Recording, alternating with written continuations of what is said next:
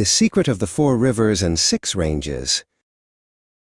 Nima was the most curious boy in the village. One day, while helping his mother tidy the family kangpa, he found an old scroll with the term Four Rivers and Six Ranges, Chuji Gang Drug, written on it, and many questions sparked in his mind.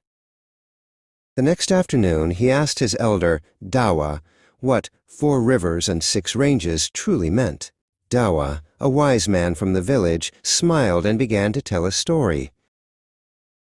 Nima, our home, the land of Tibet, is one of the most remarkable places on earth. It holds many important secrets in its geography. Hundreds of years ago, the great scholar Desi Sangye Gyatso recognized these features when he wrote down essential medical knowledge. He first identified the four great rivers, the Zachu, the Drichu, the Machu, and the Gyalmongulchu.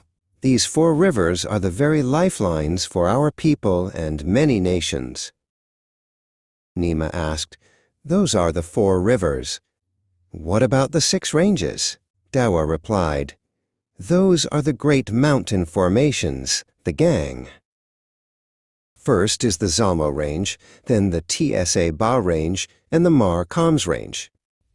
These mountain chains stand guard at the eastern gate of our land.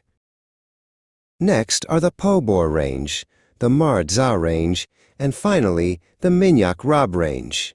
These six ranges are the source of Tibetan wisdom and a treasury of precious natural resources." Nima realized that Four Rivers and Six Ranges was not just a description of mountains and water, but a treasury of Tibetan wisdom, history, and life itself. Nima thanked Dawa for sharing the great secret. From that day on, his mind was opened, seeing the profound meaning of the Four Rivers and Six Ranges in every stream and mountain peak of his homeland.